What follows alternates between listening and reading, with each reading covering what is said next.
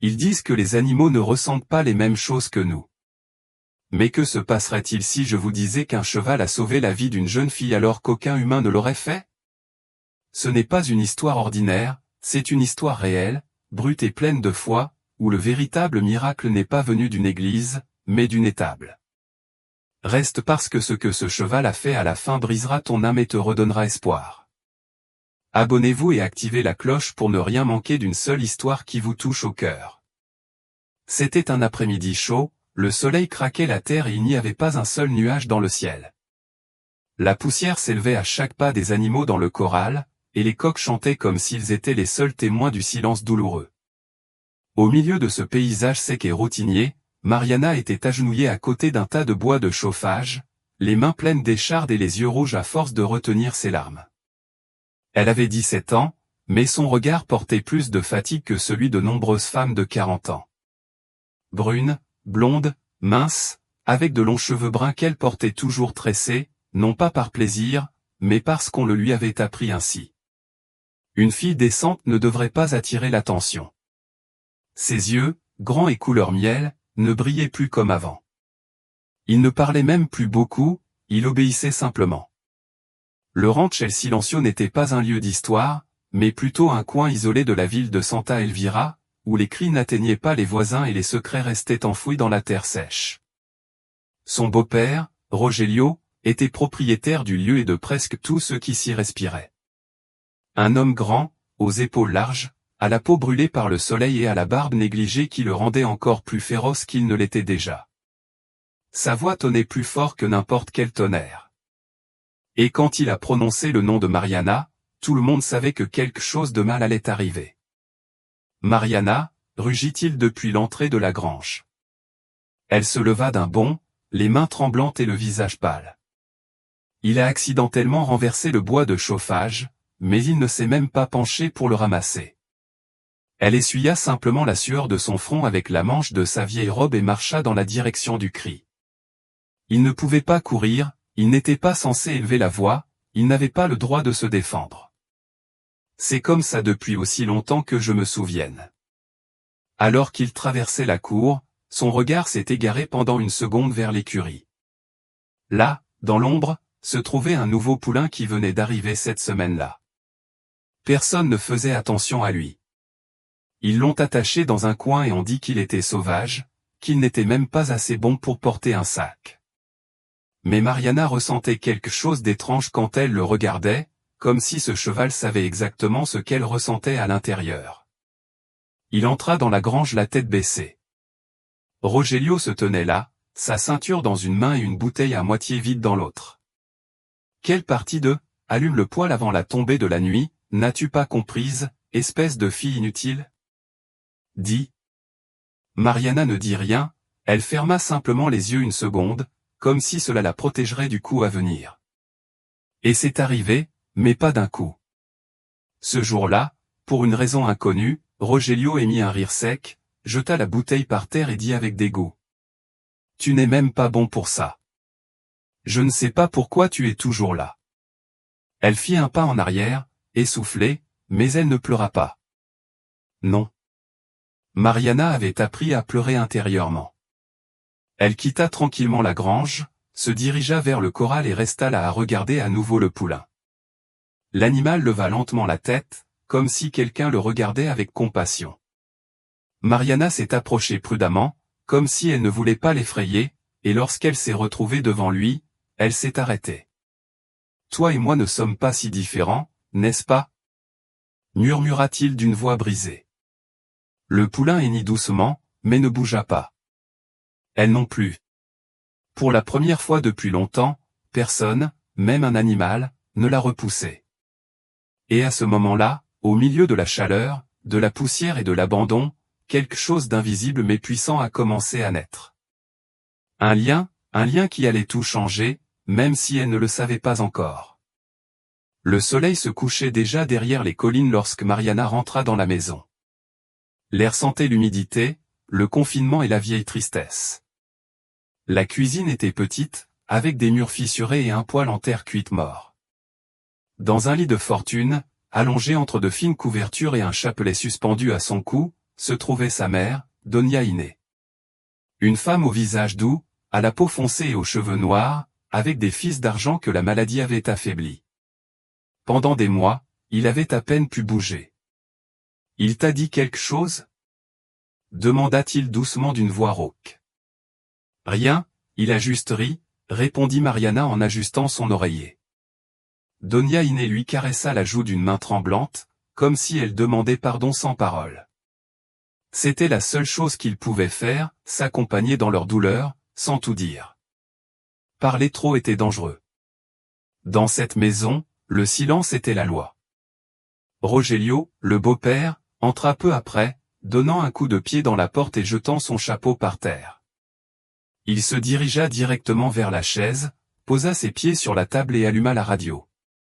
Cumbia à plein volume. Mariana baissa les yeux, se dirigea vers l'évier et commença tranquillement à laver la vaisselle. Sa respiration était aussi superficielle que son espoir. Depuis que son père biologique est décédé dans un accident de voiture alors qu'elle n'avait que 9 ans, son monde est devenu gris. Quelques mois plus tard, Rogelio est apparu dans leur vie pour les aider, a-t-il dit. Mais au fil du temps, cet homme aux grandes mains et à la voix forte est devenu une ombre, et elle est devenue un fantôme. À l'école, Mariana était celle qui ne levait pas la main, celle qui s'asseyait au fond, celle qui ne parlait même pas pour demander la permission. Il l'appelait muette, même si elle pouvait parler, elle ne trouvait tout simplement pas de raison de le faire. Les professeurs essayaient parfois de s'approcher, mais lorsqu'ils voyaient les yeux de Mariana, ils s'arrêtaient. C'était comme s'ils savaient qu'il valait mieux ne pas intervenir. Un après-midi, dans l'épicerie du village, une dame lui dit « Tu as un joli visage, ma chère, mais tu regardes toujours vers le bas.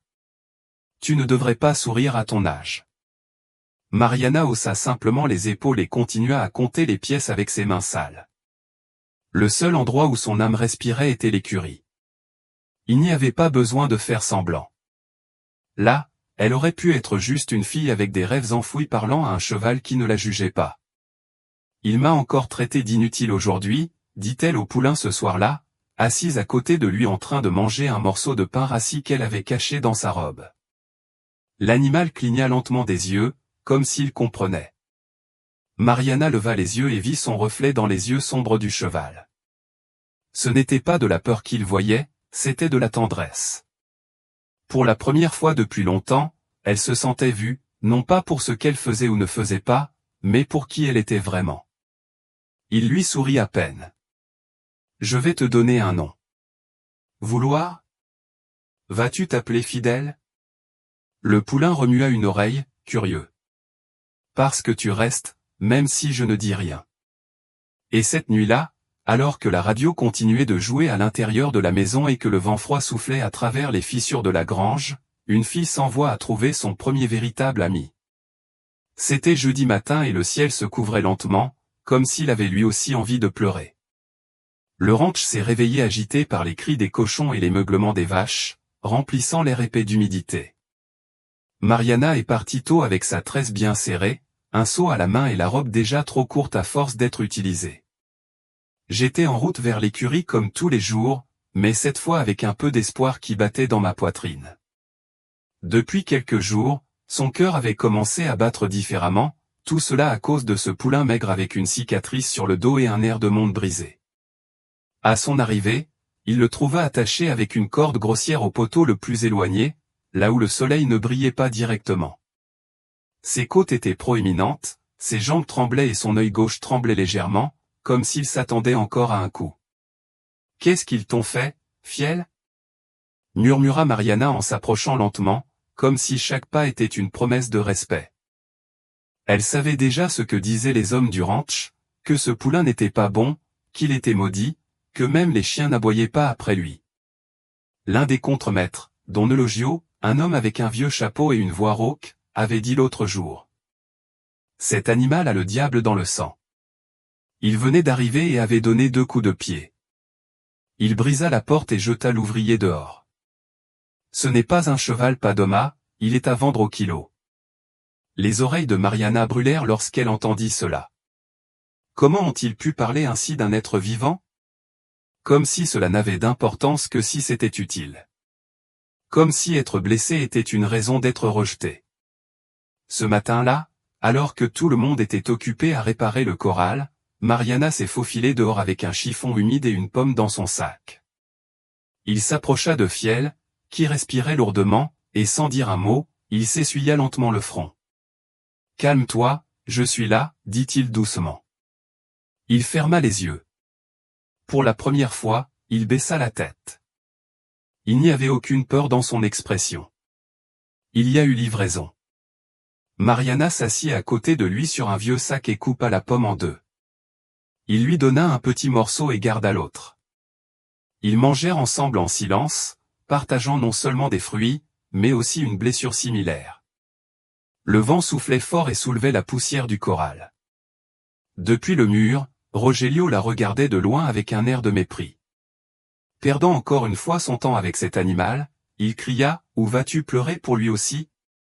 Mariana baissa la tête, déglutit et ne répondit pas, mais à l'intérieur quelque chose s'enflamma, quelque chose qui n'était plus seulement de la douleur, c'était de la colère mêlée de tendresse, c'était le désir de protéger. Cette nuit-là, dans son carnet caché, Mariana écrivit pour la première fois depuis des semaines d'une écriture tremblante mais déterminée, « Aujourd'hui, Fiel a mangé dans ma main. Je ne sais pas si c'est moi qui le guéris ou si c'est lui qui me guérit. » Le ciel était gris dès le début, avec cette sorte de brouillard qui semble tout enveloppé de nostalgie. L'air sentait la terre humide, même s'il n'avait pas plu. Mariana a terminé ses tâches plus tôt que d'habitude, balayant la cour avec le rythme qu'elle utilisait pour que Rogelio ne la remarque pas trop. Et quand l'horloge sur le mur a sonné 4h10, il a su que c'était son moment. D'un pas rapide mais silencieux, il quitta la maison, traversa le corral, esquivant les coqs féroces, et entra dans l'écurie. Il y avait Fiel, allongé dans son coin, les jambes pliées et la tête baissée, comme si le poids du monde l'écrasait également. « Bonjour, mon garçon », dit Mariana en s'accroupissant à côté de lui. « Ils t'ont déjà parlé grossièrement aujourd'hui. » Fidèle tendit l'oreille, mais ne bougea pas. Elle passa sa main le long de son cou, effleurant les croûtes sèches d'une vieille blessure. Il n'a pas demandé comment il avait fait. Parfois, vous n'avez pas besoin de connaître les détails pour comprendre la douleur. Ce jour-là, Mariana a apporté quelque chose de spécial, un ruban rouge qu'elle avait trouvé parmi les affaires de sa mère alors qu'elle faisait la lessive. Il l'attacha soigneusement autour du cou du poulain, comme s'il s'agissait d'un talisman ou d'une promesse. « C'est notre secret. »« Oui, » murmura-t-il. « Tant que tu l'auras, je serai avec toi. Et tant que je respirerai, personne ne te fera plus de mal. » Fidèle cligna lentement des yeux. Mariana s'assit à côté de lui, posant sa tête contre son corps chaud. Il ferma les yeux. Pendant quelques minutes, tout a disparu, les cris, la peur, la misère. Là, elle n'était ni la fille battue ni l'orpheline de l'espoir. Il n'y avait qu'elle, une fille et son cheval, partageant le même silence qui les avait unis. « Tu sais ce que je pense, Fiel ? Que toi et moi ne soyons pas arrivés ici par accident, qu'il y a quelque chose que nous ne voyons pas, mais qui veille sur nous, quelque chose que je ne connais pas, j'ai l'impression que cela vient de Dieu. » Soudain, le poulain tourna légèrement la tête et la posa contre la jambe de Mariana. Elle resta immobile, les yeux écarquillés de surprise, le cœur battant la chamade. C'était la première fois qu'il la touchait de son plein gré. Et dans ce geste plus puissant que 1000 mots, Mariana a compris qu'elle n'était pas seule, que même si tout autour d'elle semblait brisé, il y avait quelque chose à l'intérieur de cet animal qui lui disait « Tiens bon, n'abandonne pas, le bien est encore à venir. » Plus de 2 heures passèrent ainsi, sans bouger, sans avoir besoin de dire quoi que ce soit d'autre. Et juste au moment où le soleil commençait à se coucher, illuminant la poussière de ton doré, Mariana se leva, l'embrassa sur le museau et dit avec un sourire timide. « Merci de ne pas m'avoir laissé partir. » Dehors, personne ne comprenait ce qui arrivait à ce poulain sauvage. Mais à l'intérieur de l'écurie, un miracle silencieux se produisait déjà. C'était un dimanche, un de ces dimanches où la chaleur vous colle à la peau comme si elle voulait vous arracher l'âme. Mariana avait passé toute la matinée à laver du linge, à cuisiner des haricots et à prendre soin de sa mère, dont l'état s'était aggravé cette semaine-là. Elle ne pouvait même plus s'asseoir toute seule. Sa toux était sèche, profonde, comme si elle venait du plus profond de ses os. Rogelio n'est pas venu de la journée. La dernière chose que Mariana avait entendue était qu'il était allé au bar de Don Porfirio, à la périphérie de la ville, où traînaient des hommes cherchant à perdre la tête avec de la tequila bon marché. Cela ne signifiait qu'une chose, qu'à son retour, il serait pire que jamais. Le soleil était sur le point de se coucher lorsque Mariana se rendit à l'écurie pour voir Fiel. Le poulain l'attendait comme s'il savait lire les horloges. Il s'approcha lentement, avec le nœud rouge toujours autour du cou. Elle sourit avec lassitude. Aujourd'hui a été difficile, mais je suis là maintenant, tu vois? Elle s'assit à côté de lui, ferma les yeux et prit une profonde inspiration. Elle était tellement épuisée qu'elle a pensé un instant à rester là et à dormir. Ce ne serait pas la première fois. Mais le bruit de la porte d'entrée qui claquait bruyamment la fit sursauter. Son cœur fit un bond dans sa poitrine. Fiel a également réagi avec les oreilles dressées et le corps tendu. Mariana a couru. « Où étais-tu, sale garce ?» Rugit Rogelio depuis le salon, les yeux injectés de sang et le chapeau de travers. « Je suis allé à l'écurie, juste un petit peu, » répondit Mariana à voix basse. « Et tu as laissé ta mère seule ? Et, tu penses que tu vas perdre ton temps avec les animaux, mademoiselle ? » Ce n'était qu'un instant, essaya-t-elle d'expliquer en tremblant, mais il s'était déjà approché. Il lui attrapa fermement le bras et la poussa contre le mur. Un verre tomba et se brisa à ses pieds. Donia Inés cria depuis le lit avec le peu de force qui lui restait. « Laisse-la tranquille, Rogelio. C'est une fille. Elle ne sert à rien, » cria-t-il. « Et vous aussi pour la défendre. » Mariana sentit la douleur monter de son bras jusqu'à son cou et, dans un geste qu'elle-même ne comprenait pas, elle se libéra et courut.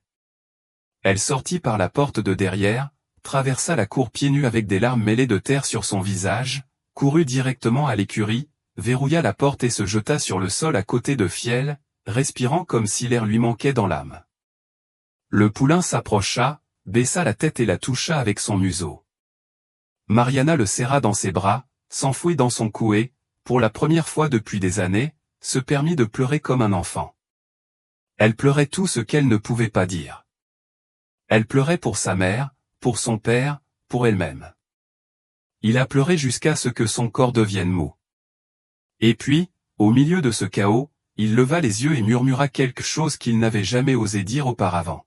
« Dieu, si tu m'entends, si tu es vraiment là, sors-moi d'ici, mais ne me laisse pas seul, ne me laisse pas partir. » Fidèle hennit doucement, comme en réponse. Et Mariana, le visage trempé et l'âme en morceaux, ressentit quelque chose d'étrange. Dans la douleur, quelque chose s'est enflammé, comme si quelqu'un d'invisible l'avait embrassé à cet instant. Il ne savait pas ce qui allait se passer, mais pour la première fois, il osait croire que quelque chose était sur le point de changer. La nuit est tombée sans prévenir, épaisse comme de l'encre noire. Le ciel tonnait avec colère, illuminant parfois le ranch d'éclairs qui semblait le couper en deux. Le vent sifflait fort à travers les arbres et la pluie commença à tomber soudainement et furieusement, trempant la terre sèche qui n'était pas prête à recevoir autant d'eau. À l'intérieur de l'écurie, Mariana ne pouvait pas dormir. Sa robe collait à son corps à cause de la sueur, ses lèvres étaient gercées et son cœur battait si vite qu'il semblait vouloir éclater. Rogelio ne l'avait pas suivi cette fois-là, mais cela ne le rassurait pas, cela le rendait encore plus effrayé. Le silence de son beau-père était toujours un prélude à l'enfer. Fidèle se déplaçait avec agitation, soufflant. Mariana le caressait avec des mains tremblantes. « Je ne peux pas rester ici, » dit-il en regardant dans le vide. « Si je reste, je vais mourir, Fidèle. Pas aujourd'hui ni demain, mais petit à petit je vais disparaître. » Un énorme coup de tonnerre secoua l'écurie. Fidèle leva la tête. Mariana se leva brusquement, comme si une force plus grande qu'elle la poussait de l'intérieur. Il se rendit au coin où il gardait le vieux matériel d'équitation, mais il n'y avait pas de selle, rien, juste une couverture sale et une corde cassée. Il s'approcha du cheval, mit la couverture sur son dos et lui murmura à l'oreille. « Je ne sais pas où nous allons, mais je te fais confiance. Sortez-moi d'ici. » Fiel renifla bruyamment, frappa le sol de ses pâtés, sans hésiter, se jeta sur la porte. Boum. Le bois craquait, résistait et se cassait. Le bruit a réveillé les coqs, les chiens ont aboyé et les chevaux ont hennissé. Rogelio est sorti avec une lampe à huile à la main, titubant à cause de la pluie et de l'alcool. « Mariana, reviens, sale gosse ingrat, tu vas le regretter. » cria-t-il. Mais elle était sur le dos de Fiel, mouillée jusqu'aux os, les cheveux lâchés et le visage baigné de larmes. Il galopait comme une âme libre, traversant la boue, esquivant les branches, traversant les flaques d'eau et sautant par-dessus les pierres. La tempête semblait ouvrir un chemin comme si les cieux comprenaient que c'était son moment. « Ne regarde pas en arrière », cria Mariana d'une voix brisée. « Ne t'arrête pas. » Le vent lui frappait le visage comme une gifle, mais elle ne fermait pas les yeux. Je ne voulais pas perdre une seconde de cette évasion. C'était douloureux, dangereux, fou, mais c'était le sien. Il galopait sans but pendant des heures, parfois dans l'obscurité totale, d'autres fois éclairé par la lumière fugace de l'éclair. Ils traversèrent des clôtures tombées, des forêts endormies, des ruisseaux nés avec la pluie, jusqu'à ce que, alors qu'il semblait impossible de continuer, le ciel commence à s'ouvrir. La pluie s'est calmée et, entre les arbres, un chemin est apparu, couvert de brouillard, et au bout de ce chemin, une faible lumière. Les fidèles s'arrêtèrent devant une porte en bois. Mariana descendit, les jambes engourdies, et sonna la cloche accrochée à côté d'elle. Quelques secondes plus tard, une silhouette est apparue avec une lanterne à la main. « Qui est là ?» demanda une voix féminine ferme mais chaleureuse. « Je m'appelle Mariana, » répondit-elle, la voix à peine épuisée. « Je m'enfuis. » La femme a baissé la lanterne. C'était une dame aux cheveux blancs tressés, aux rides profondes et au regard comme un feu qui ne s'éteint jamais. Il s'approcha sans crainte, vit le cheval, puis Mariana et lui dit à voix basse. « Bienvenue, ma fille. Personne ne sera plus blessé ici. » Mariana tomba à genoux, épuisée, et poussa le premier soupir de soulagement de toute sa vie. Je ne le savais pas encore, mais j'étais arrivé à un endroit où les âmes brisées trouvaient le repos. Le soleil se levait à peine, peignant d'or la brume qui s'accrochait encore aux branches. L'air sentait la terre humide, le pain fraîchement cuit et quelque chose que Mariana ne reconnut pas au début, mais qu'elle comprit ensuite, la paix. Il s'est réveillé dans un lit propre avec des draps chauds et un plafond en bois clair au-dessus de sa tête. À côté, un verre d'eau et une note manuscrite. « Repose-toi, tu es en sécurité. » Il s'assit lentement en se frottant les yeux. Je ne savais pas si je rêvais. Pendant une seconde, il pensa qu'il était peut-être mort lors de la fuite, mais non. Son corps lui faisait mal, mais il ressentait aussi quelque chose qu'il n'avait pas ressenti depuis longtemps, de la légèreté. La porte s'ouvrit avec un léger grincement et la dame de la nuit dernière entra. Elle portait un châle bleu marine et tenait une canne en bois sculpté. Elle était petite, aux cheveux noirs, avec des rides profondes et des cheveux blancs comme du sel. « Bonjour, Mariana. Je m'appelle Tomasa, mais tout le monde ici m'appelle Mama Thomas. » Mariana baissa les yeux. Je me suis senti honteux. Que faisait-elle, une fille brisée, dans un endroit pareil, fidèle? Où est mon cheval? Demandez. Dehors, je mange de l'herbe, comme si je n'avais jamais vécu l'enfer. Elle est forte comme toi, dit Mama Thomas avec un sourire. Mariana déglutit. Elle avait envie de pleurer, mais elle se retint. Des années entières lui étaient restées collées à la peau comme une armure. Quel est cet endroit? Demandez. La dame s'approcha, posa une main sur son épaule et répondit doucement. C'est le refuge Luz de Vida. Ici, nous accueillons ceux qui ont été oubliés. Femmes, enfants, animaux, tous avec des histoires douloureuses, tous désireux de recommencer. Mariana ne savait pas quoi dire. Elle resta silencieuse, mais son âme hurla. Le même jour, après un petit déjeuner chaud, Mama Thomas l'emmena faire une promenade dans le ranch. Il était large, entouré d'arbres et de montagnes basses. Il y avait d'autres chevaux, certains boiteux, d'autres vieux. Il y avait aussi des poulets, des chiens et quelques enfants qui jouaient avec un cerf-volant en tissu. Personne ici ne te demande d'où tu viens, explique Mama Thomas. Nous nous soucions uniquement de l'endroit où vous souhaitez aller. Ils passèrent devant une grange bien plus jolie que celle de leur ancien ranch. Et là, dans un coin plein de foin propre, se trouvait Fidèle. Avec des yeux brillants et le nœud rouge toujours autour du cou. Mariana courut vers lui, le serra fort dans ses bras et le poulain répondit par un doux hennissement. Ce furent des retrouvailles silencieuses, mais pleines de tout ce que le monde ne leur a jamais donné, de la tendresse. « Merci de m'avoir amené », murmura-t-il. Cet après-midi, Mariana a aidé à brosser les chevaux. Elle a appris à préparer de la nourriture pour les chiens sauvés. Elle a entendu des histoires d'autres femmes qui, comme elle, ont un jour fui la peur. Et quand le ciel est devenu orange, elle s'est assise sous un arbre avec Mama Thomas, qui tricotait lentement. « Tu sais, ma fille ?» dit la dame sans lever les yeux. « Dieu a des moyens mystérieux pour nous sauver. Parfois, il n'utilise pas d'anges avec des ailes, il utilise des chevaux avec des cicatrices. » Mariana ferma les yeux, laissa tomber une larmée. Pour la première fois depuis des années, elle n'eut plus honte de pleurer. C'était mardi et le vent apportait avec lui cette douce fraîcheur qui caresse la peau comme si le ciel tout entier vous disait. Aujourd'hui, tout ira bien. Mariana balayait le porche de l'abri avec un rythme calme tandis que Fiel paissait à l'ombre d'un mesquite. Le poulain ne semblait plus le même. Sa fourrure était brillante, il avait gagné en force et la tristesse dans ses yeux avait disparu. Mariana n'était pas la même non plus. Son dos n'était plus voûté.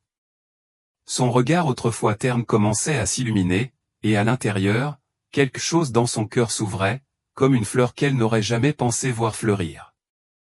Mais il y avait quelque chose qui l'empêchait de dormir complètement. Chaque nuit, quand elle fermait les yeux, l'image de sa mère toussant dans ce vieux lit lui revenait comme un murmure douloureux. Un après-midi, alors qu'elle aidait à trier la nourriture dans le magasin, Mama Thomas s'est approchée d'elle discrètement et lui a offert une feuille de papier vierge. « Ma fille, il est temps. » Mariana se figea. « L'heure de quoi ? » ?»« Pour utiliser ta voix, celle qui t'a été enlevée, mais qui est toujours vivante ici, dit-il en désignant sa poitrine. « Écrivons au DIF. Ils peuvent aider votre maman et mettre un terme à ce que vous ne pouvez plus porter seul. » Mariana baissa les yeux. Elle avait peur, non pas pour elle-même, mais pour ce qui pourrait arriver à sa mère si Rogelio le découvrait. Ils ne le permettront pas. Il a des connaissances en ville. Dieu a plus de pouvoir que n'importe quel beau-père violent, ma fille, dit fermement Mama Thomas, mais il a besoin que tu fasses le premier pas. Cette nuit-là, Mariana était assise devant une bougie. Elle avait le papier devant elle et le stylo tremblait entre ses doigts. Fiel était allongé à quelques mètres, vigilant, comme s'il savait que cette feuille allait changer leur destin à tous les deux. Et elle écrivait avec des pauses, avec des larmes, avec de la colère, mais aussi avec une force qu'elle ne savait pas avoir.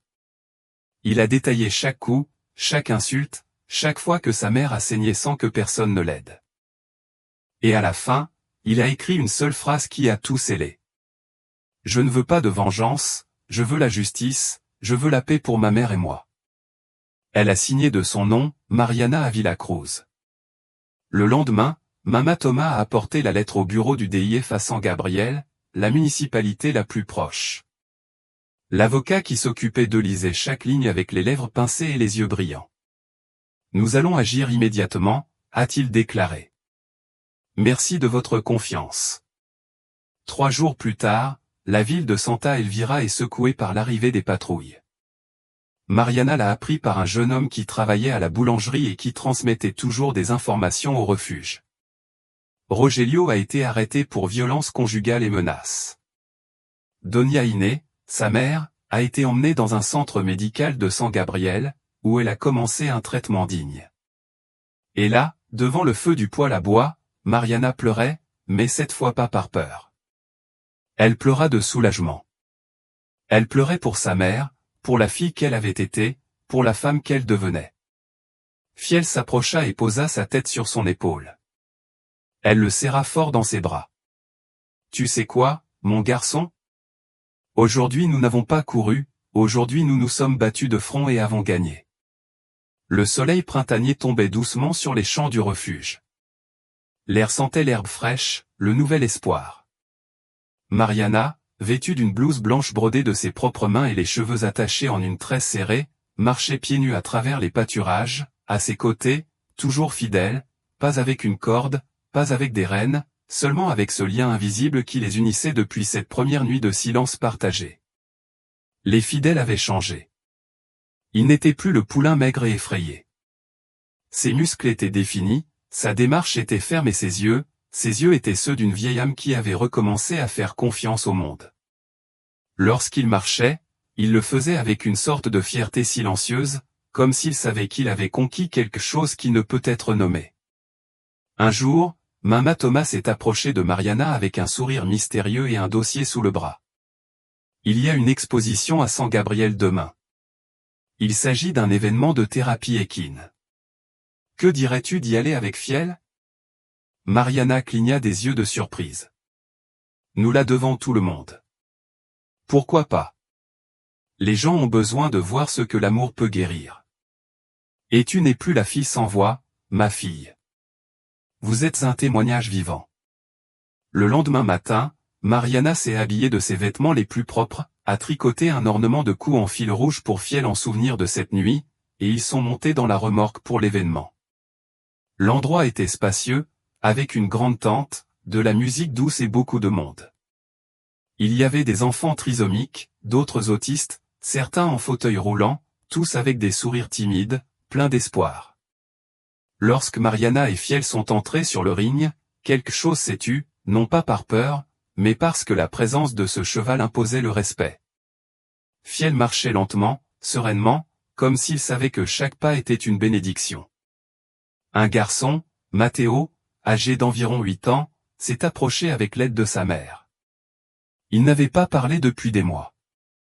Mariana descendit de Fiel et le regarda dans les yeux. « Tu veux monter ?» lui demanda-t-elle doucement. Matteo hocha la tête avec crainte. Mariana le souleva soigneusement, l'assit sur le dos de Fiel, et il ne bougea pas d'un muscle.